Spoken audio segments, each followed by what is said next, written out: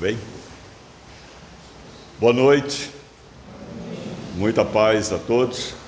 Estão pedindo para eu pegar o microfone aqui, mas eu acho que estão me ouvindo aí atrás? Porque senão vai ficar um barulho danado aqui dentro.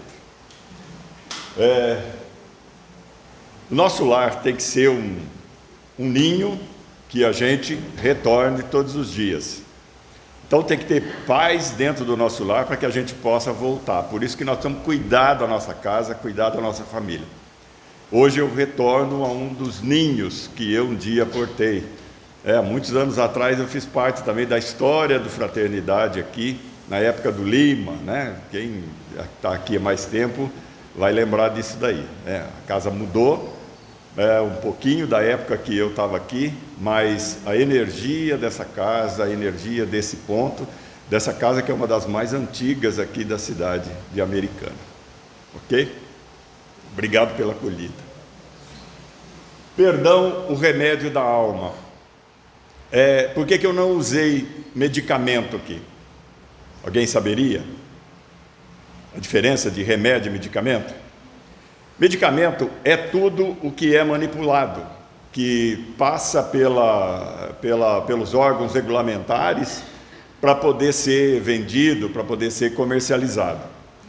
E é aquilo que cura, que ameniza. Remédio é aquilo que cura, que alivia, mas ele não fica só na questão de fórmulas. Por exemplo, uma massagem pode ser um remédio, né? A conversa com alguém pode ser um remédio. Então, perdão, o remédio da alma, tá? Por isso que eu usei essa expressão aí. Deixa eu ver aqui. Assim. Alguém conhece, já teve contato? É só para os mais velhos aqui, né? Alguém tem contato com isso daí? Conhece biotônico? Conhece, né? E emulsão de Scott? Qual que é o mais gostoso? Não, biotônico é mais gostoso, pelo menos na minha opinião aqui. Quando eu era criança, minha mãe dava isso na colher para a gente, que era um remédio para abrir o apetite, né? Só que ele era um remédio muito gostoso.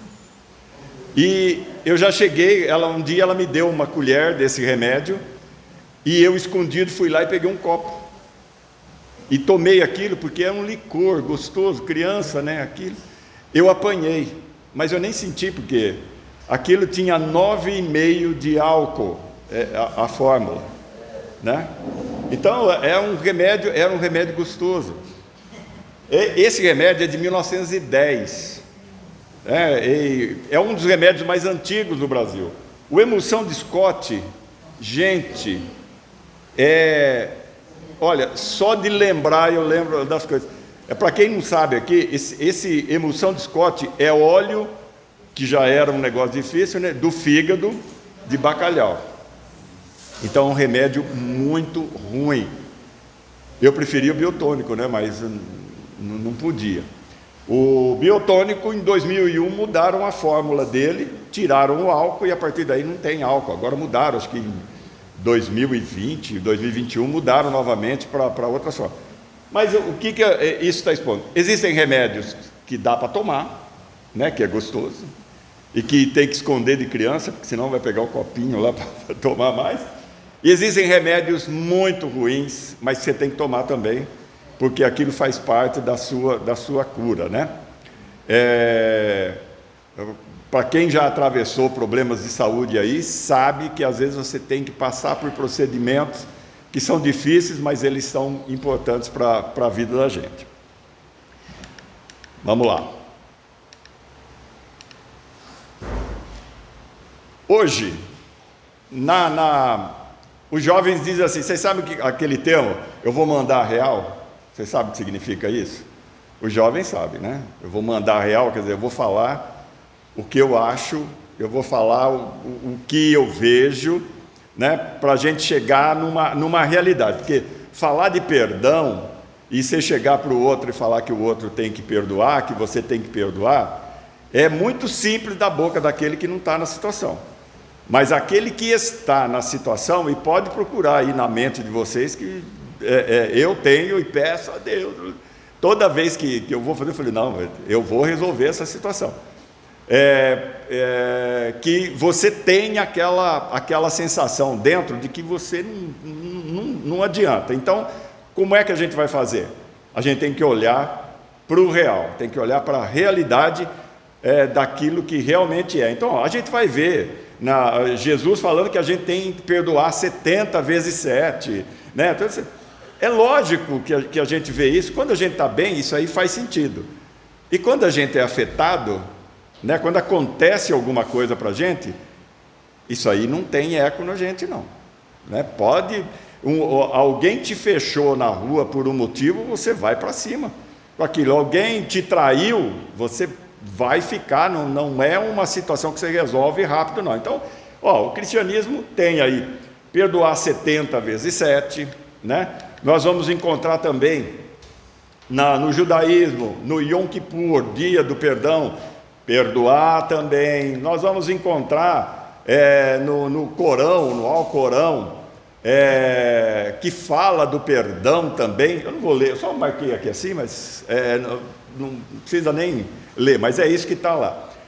Que fala que, olha, ele perdoa todos os pecados. Então, tudo fala do perdão, tá? A questão o que eu vou ter de ganho com o perdoar? Por que eu preciso perdoar? Por que eu preciso tomar esse remédio, que é uma emulsão de Scott, aí, como eu disse, assim, é um remédio ruim, às vezes, para você tomar, mas você tem que tomar. Então, vamos começar pensando, olha, em que mais nós nos empenhamos na nossa existência? O que é mais importante na existência? Pelo que a gente mais luta, aquilo que todos os dias fazem parte da nossa preocupação. Dinheiro? Sim, né? Poder? Vamos dizer assim. Fama? Né? Saúde? Sim. Paz? Sim. Felicidade? Sim. Nós queremos todas essas coisas, né? Nós batalhamos por isso. Mas, vejam, todas essas coisas estão ligadas ao campo material, né? A nossa vida ela é voltada quase que exclusivamente para o campo material, né? O que nós fazemos para atingir essas coisas todas? A gente trabalha, né? Faz vídeo no YouTube para ficar famoso, né? Para fazer isso. Então, hoje está dando todas essas possibilidades aí, né? E nós queremos a felicidade mesmo, Jesus dizendo que a felicidade não é desse mundo. Você fala, eu tenho que perdoar num lugar que a felicidade não é desse mundo. Mas que raio de coisa é essa daí, né? Bom, vamos lá. Já que nós estamos falando de remédio e nós temos que tomar, a OMS, ela define saúde, não apenas o bem-estar físico do paciente, né? Mas também, olha, o bem-estar físico, mental, social completo, não é a mera ausência de doenças. Então, saúde é aquilo que está num todo. A saúde mental também, você pode estar bem de saúde, a sua saúde física, a sua saúde mental está um caco, né? Então, a OMS agora entende que saúde tem que levar em conta isso, não é só uma parte que vale, tem que ser tudo, tá? Olha só que bonito isso aqui, né? Quando eu disse que a questão do material, riqueza não consiste em ter grandes posses, mas em ter poucas necessidades. Nós temos muitas necessidades materiais, muitas necessidades emocionais. Essas nossas necessidades, qualquer pisão no nosso dedo gera uma reação, né? Qualquer coisa vai gerar uma reação aí, nós não vamos, e a nossa condição de perdoar vai por água abaixo, né? Porque qualquer coisa nos afeta. Então, se nós temos muitas necessidades emocionais, por exemplo, aí está o desequilíbrio. Então, vai ser quase que impossível que a gente tenha esse posicionamento. E olha, vindo de um filósofo estoico, Epiteto. Epiteto, a gente nem sabe o nome dele, né?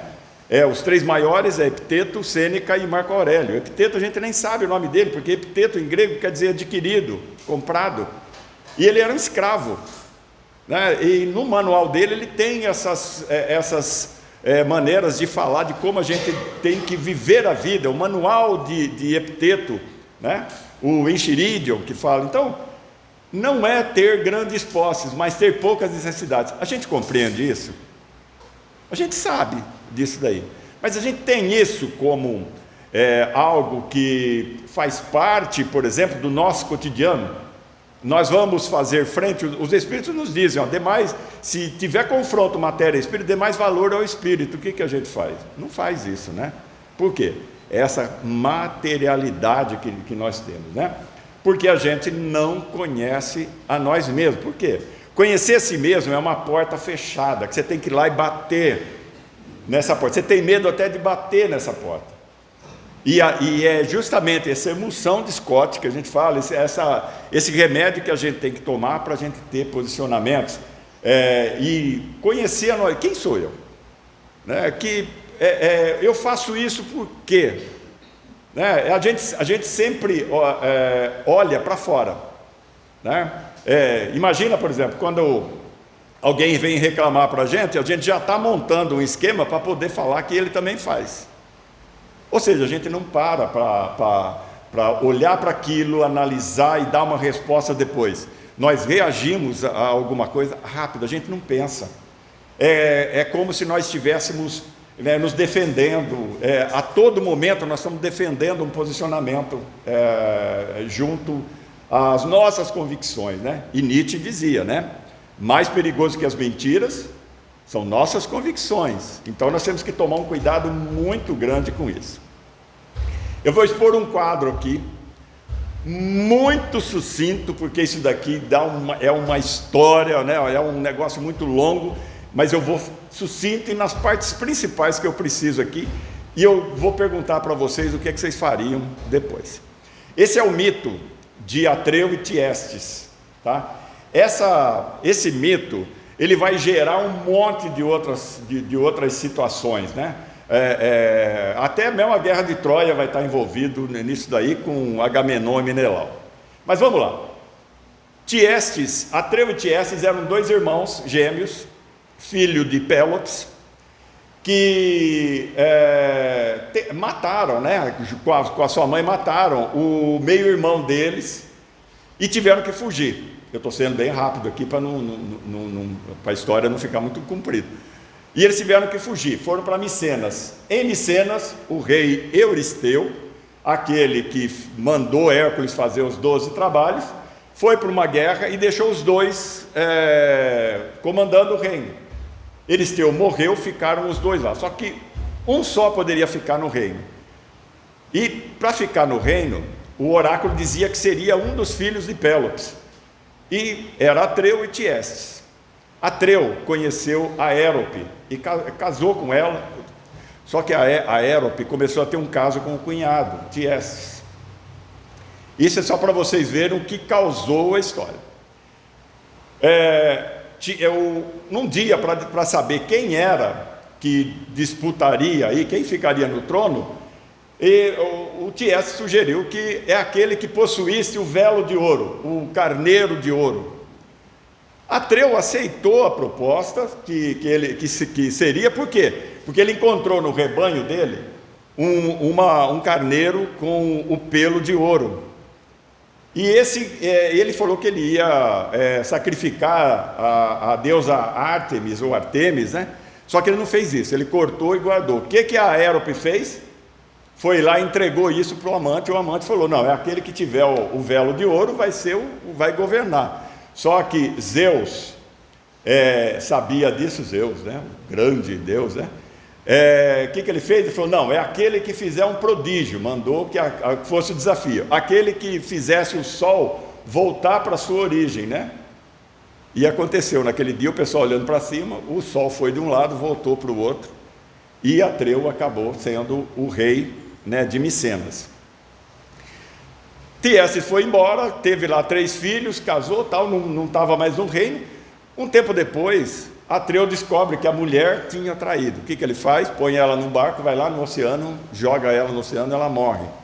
Chama Tiestes para uma reconciliação, faz um banquete para a reconciliação, e nessa reconciliação ele faz aquela coisa suntuosa, aquele negócio, né? E o prato principal da noite é aquela carne suculenta, bem temperada, tudo certo. Eles se banquetearam.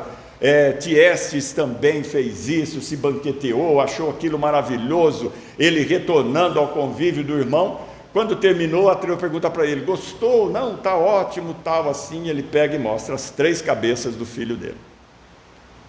Atreu, Tiestes, tinha comido a carne dos seus próprios filhos. E aí vem a questão. Dá para perdoar isso? Se você tivesse numa situação que um outro te traiu dessa forma, de uma forma cruel, dá para perdoar? Olha a situação, e nós ficamos, e na nossa cabeça vocês estão achando que a situação aqui vai chegar e falar: não vamos perdoar ninguém, não é isso, mas na frente nós vamos resolver a questão ou direcionar. Olha, esse mito se relaciona a rivalidade, traição, ódio, vingança, e na nossa cultura cristã isso aí martela na nossa cabeça de uma forma que as pessoas chegam e falam, quando acontece com elas é diferente. Então, é por isso que eu falei para você, vamos mandar a real aqui para a gente conversar depois, né? Como perdoar se nós nos sentimos feridos, né? O que fazer para que a gente consiga perdoar, né? O perdão é algo impossível de você ordenar ao coração. Nós precisamos que algo venha compensar a nossa dor. A gente não perdoa dessa forma, não, tá? Estou sendo cruel demais aqui? Não, né? É uma realidade, né? Uma das formas mais rápidas e eficazes de perdoar, olha aqui, eu vou dar para vocês a solução agora, né? Olha só, vingança. Uma das formas de perdoar é a vingança. Você fala: Geraldo, o que você veio fazer no Centro Espírita falando isso, né? Só que a vingança, ela vai gerar um outro processo, tá? O processo de culpa, e é uma forma destrutiva, nós vamos aos poucos destrutivo. Então, a vingança, ela pode ser algo que momentaneamente você tem uma resposta, mas com o passar do tempo você não vai ter, né? Outra forma pacífica de perdoar é a compensação, né? É que aquela pessoa se sinta culpada, você veja que ela está sofrendo ali, né? Então aí você está vendo, olha só como é que é. Isso aí acontece muito com separação de casais, né? Você quer que o outro se ferre, né? Então, essa situação aí assim, olha. E se a pessoa não sente culpa, né? Que não se odeia pelo erro, como é que você vai perdoar aquilo? Você não vai perdoar de jeito nenhum, né? Nós somos capazes de perdoar sim, mas sobre algumas condições. Nós perdoamos coisas irrelevantes, quando o tempo nos faz esquecer, que você nem sabe por que você sente aquilo. Quando o outro repõe o que tirou, você fala: está perdoado, não é? Quando o nosso algoz está sofrendo pelo mal, aqui é vingança, né? Que você vê que o outro está se ferrando com aquilo que ele fez, né? O casal separou, o outro foi, aí o outro lá se ferra ali com uma coisa, você fala: eu perdoo ele, você vê que ele está sofrendo, né?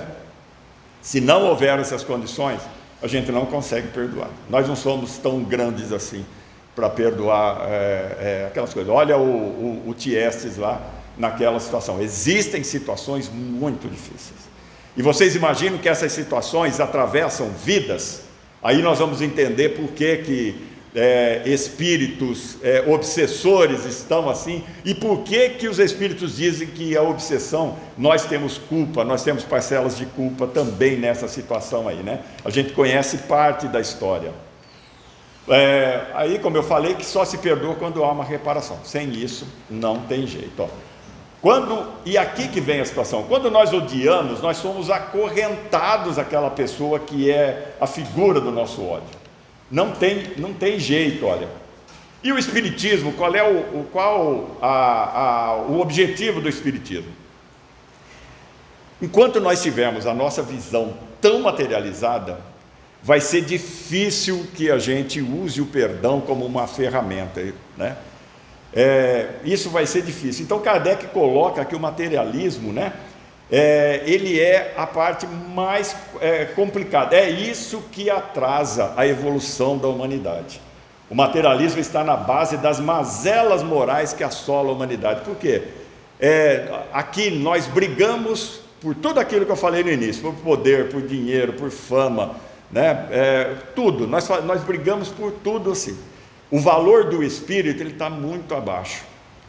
E quando nós perguntamos, por que comigo, por que isso? Porque é toda essa sequência de atos durante a nossa vida, né?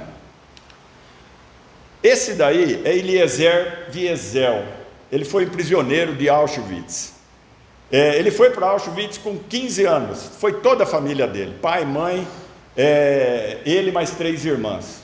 Só sobreviveram ele e as 2 irmãs mais velhas, os pais morreram. E ele passou a vida toda dele, ele é prêmio Nobel de 1986, ele passou a vida toda dele, o escritor, né, para defender, para que o mundo não esquecesse o Holocausto, né? E ele não entendia por que não havia justiça para essa atrocidade. Aqui vale dizer o seguinte, na época dos campos de concentração, das grandes guerras, quando a Alemanha foi invadida, existiram instituições religiosas que absorveram os carrascos, né, os alemães, que ajudaram na fuga, na riqueza e numa série de coisas. Então, ele não entendia por que essa defesa dessas coisas, né? E ele fez a sua vida um inferno, porque ele não perdoava essa situação. Não pode, morreram muita gente, e ele passou pelos horrores do Holocausto, e ele não perdoava mesmo. Até que ele procurou, conversando com o rabino disse para ele, meu filho, enquanto não perdoares, continuará preso em Auschwitz. Essa é a questão do perdão. Enquanto a gente não perdoa, você está preso àquela situação, você não avança, não adianta. Você vai passar um elástico ali, você vai dar passo, é um peso que você vai carregar, porque você não é livre, né? Você está atado a uma outra pessoa, aquela pessoa, aquela situação está, ou mesmo o perdão para você mesmo, o auto-perdão, né? Aquela situação que você achou que você não devia ter feito aquilo, e aquilo passou. Então, enquanto você estiver não perdoar a você próprio, e não perdoar o seu algoz ou a situação, você vai estar preso como ele estava ali. Muito bem. A questão do perdão ela é tão dolorosa, tão dolorida. Isso aqui é o mito de Prometeu. Prometeu é um dos titãs que, quando ele roubou, ele e Epimeteu, que era o irmão, que construíram, segundo o mito grego, a humanidade. Foram lá, fizeram o bonequinho de barro, sopraram, né? Lembra alguma coisa disso? Que soprou ali, né? No bonequinho de barro, né? Soprou, e Epimeteu deu todas as características para os animais, e quando chegou a vez do homem não tinha. Então Prometeu vai lá, rouba o fogo dos deuses e dá à humanidade. Com aquele fogo a humanidade iria conseguir muitas coisas.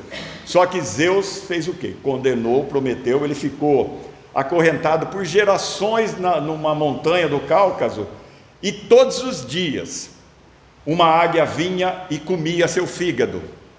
À noite regenerava, no outro dia novamente comia o fígado. Isso daí para a gente olhar, por exemplo, o que acontece quando você não está perdoando. Você pode dormir um pouquinho, você recupera um pouco, mas no outro dia você vai ter uma águia comendo seu fígado, que todos os dias, imagina isso todos os dias se repetindo, no caso dele, gerações por gerações, né? Ele só foi libertado por Hércules, e aqui é outro mito também. Agora, o que acontece quando a gente não perdoa, né? Quando a gente tem esse sentimento de raiva? O corpo responde negativamente a isso. Quando você está com raiva, com ódio, a organização física vai responder negativamente com isso. Infarto, gente, tem pesquisa já. Infarto, pessoas que não perdoam são mais propensas a ter um infarto. O espírito, ele tem no cérebro as ondas que ele manda para o corpo físico, o cérebro recebe e vai. Se o espírito está com raiva, ele vai descarregar no cérebro, o cérebro vai fazer o quê? Descarregar no resto do organismo, né? No resto do corpo. No corpo, perdoar significa diminuir a quantidade de hormônio de estresse, principalmente o cortisol. Cortisol é um dos hormônios do estresse. Quando se eu estou aqui falando com vocês, de repente eu olho aqui, tinha uma cobra aqui do meu lado, o que eu faço? Eu vou ficar tranquilo olhando? Não, eu dou um pulo aqui, né? E para eu pular, você tem que descarregar adrenalina, tem que descarregar cortisol nas pernas para eu poder pular. Então, você imagina uma constante descarga de cortisol. O cortisol envelhece, né? Então, por isso que fala que o ódio, a raiva, essas coisas te deixam mais velho. Deixa porque você está descarregando esses elementos no corpo, né? A outra resposta ao estresse no corpo é que ele inflama. Esse ódio, essas coisas, inflama órgãos. E inflamação, a gente sabe que pode aí nascer daí o quê? Um câncer.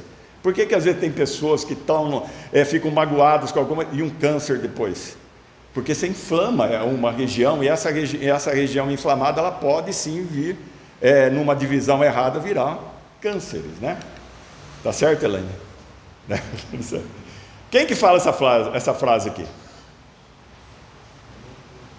Quem? A vingança nunca é plena, mata a alma e a envenena. Quem que fala? Seu Madruga.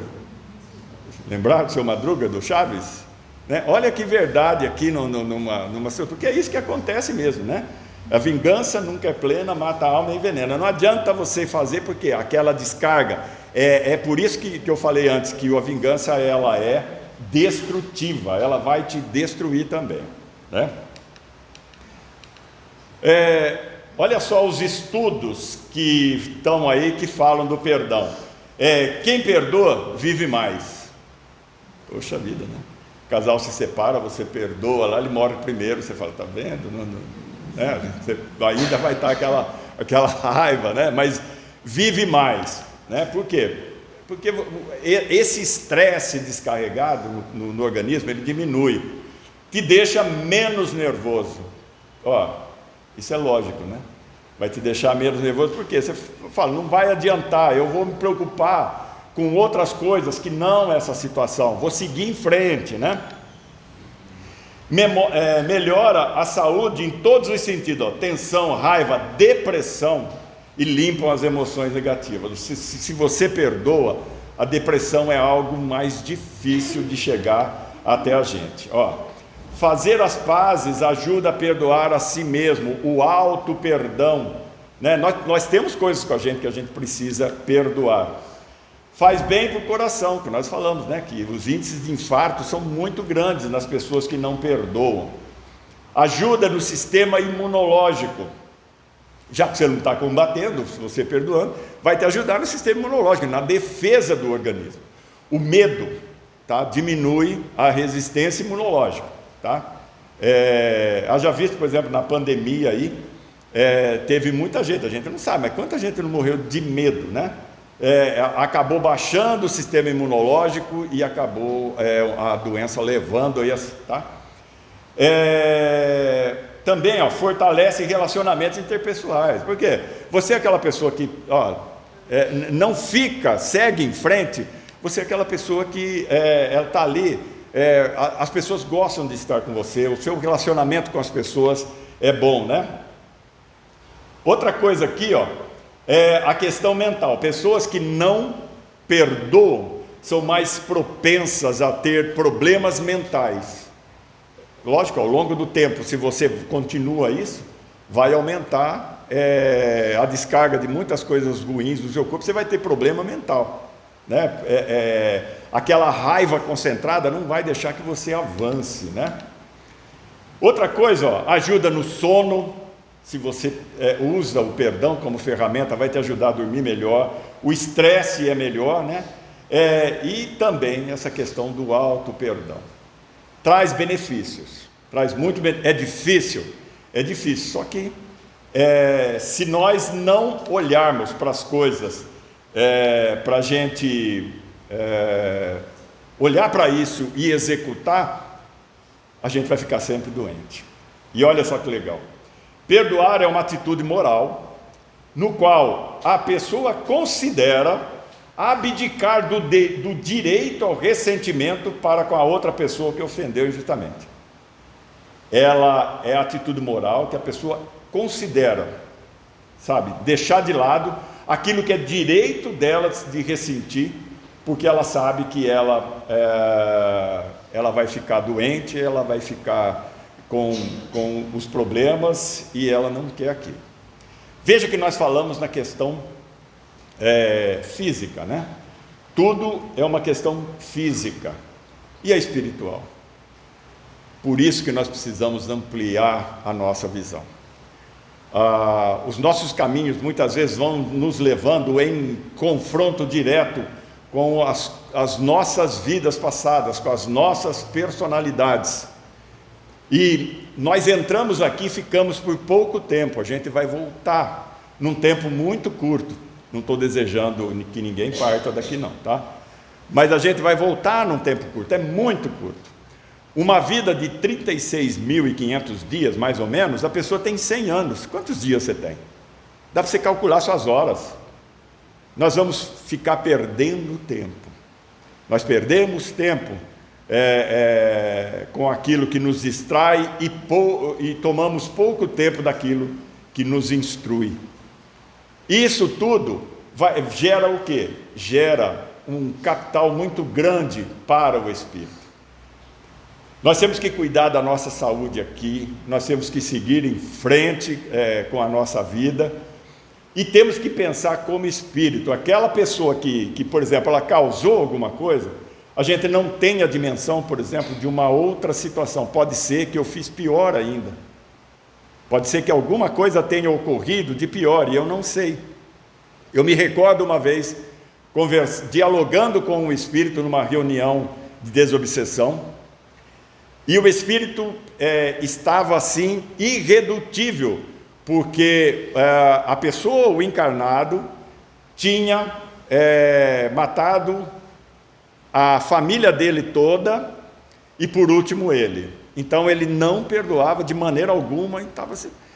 Os espíritos ampliaram o leque da história, né? Puseram luzes num cenário maior. Ele tinha feito algo muito pior com aquela pessoa que estava encarnado ali, né? Além de escravizar, matar com requintes de crueldade, foi o momento em que ele ligou os dois pontos que ele conseguiu entender aquela situação. Então, isso aí ocorre.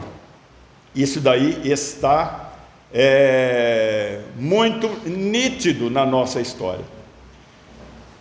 Eu gostaria agora de que a gente pudesse ter um momento de história, mas uma história assim que a gente vai exercitar a nossa imaginação, né? Imagine quando Jesus disse que a gente tinha que perdoar 70 vezes 7, né? Imagina isso diante daquela história que eu contei, como é que a gente ia fazer isso. Mas nós vamos imaginar hoje Jesus. Vamos imaginar Jesus há 2000 anos atrás, tá? Todos nós. Eu estou pegando aqui porque eu vou utilizar isso daqui para a gente ver. 2000 anos atrás, a gente sentado numa tarde, com Jesus ensinando para a gente o Pai Nosso. Nós estamos, eu gostaria até que vocês fechassem os olhos, para poder imaginar. Tem uma música aí, Jarbas, que a gente possa colocar, só para dar uma... Não? Tem lá no fundo, tem lá. Eu tenho no computador. Só para a gente ter assim, a gente aproveitar esse momento, que a música ajuda a gente interiorizar mais para a gente fazer. Então, eu gostaria que nós fizéssemos essa experiência de retornar 2000 anos atrás e, quem sabe, né, nós não estivemos lá, né, nós não sabemos dessa realidade, se estivemos ou não. E imaginemos todos, vamos fechar os nossos olhos, imaginemos todos que estamos numa tarde, próximo lá do Horto das Oliveiras, e Jesus conosco ali, e Ele vai nos ensinar o Pai Nosso. A presença de Jesus é tão intensa, ela é tão boa, ela é tão grandiosa, que nós estamos tendo a oportunidade de, pelo menos na nossa imaginação, voltar num dia da história. Jesus falava aramaico, e imaginemos que todos nós entendamos aramaico, e essa oração que Jesus ensinou, que ela possa arrancar do nosso coração toda a nossa mágoa, todo o nosso ódio contra nós próprios e contra quem quer que seja, ou contra qualquer situação que nós tenhamos vivido. Que nós possamos, na noite de hoje, ao fazer esse exercício de imaginação, cortarmos essas cordas que nos ligam a esse peso tão grande que é a falta de perdão. Coloquem na mente e coloquem em luz toda essa situação, coloquem num cone de luz toda essa situação, pessoa, para que você possa sentir-se libertado. E Jesus, Ele dizia assim, na sua língua. Imaginemos que seja Jesus que nós estamos ouvindo nesse momento. Avum de Bashmaya, Niet Kata Shimar, Teite Malkutar, Nehuet Sivi Anahaikana, de Bashmaya Afbaha, Mhavlan Larma, de Sunkanan e Humana, Altvuklan Raiben, Wartahen, Aikana Dafhen, Shuhoken Ohaiben, Uela Takian Lenisiuna, Ela Patsan Membisha, Metol Dalahema Puta, Waha Eila Wate Burta, Lalahan Almin. Amém.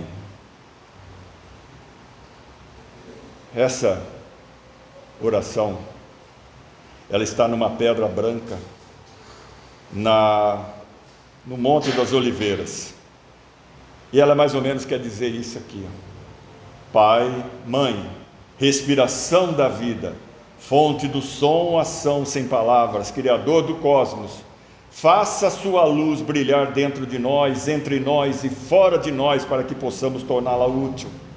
Ajude-nos a seguir nosso caminho, respirando apenas o sentimento que emana do Senhor. Nosso eu, no mesmo passo, possa estar com o seu, para que caminhemos como reis e rainhas, com todas as outras criaturas, que o seu desejo e o nosso desejo sejam um só, em toda a luz, assim como em todas as formas, em toda a existência individual, assim como em todas as comunidades.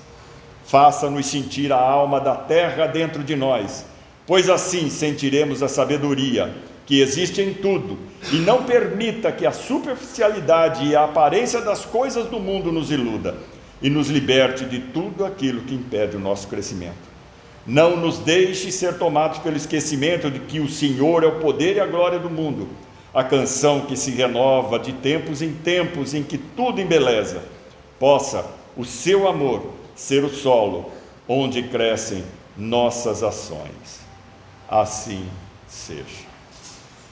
Que todos nós possamos estar mais leves e que a gente possa utilizar o perdão, porque ele vai trazer um benefício grandioso. Que a gente possa ressignificar as coisas pelas quais nós passamos, dar um outro sentido a elas, e que nós possamos seguir em frente. Que Jesus nos ilumine, nos abençoe e nos ampare a todos. Muito obrigado.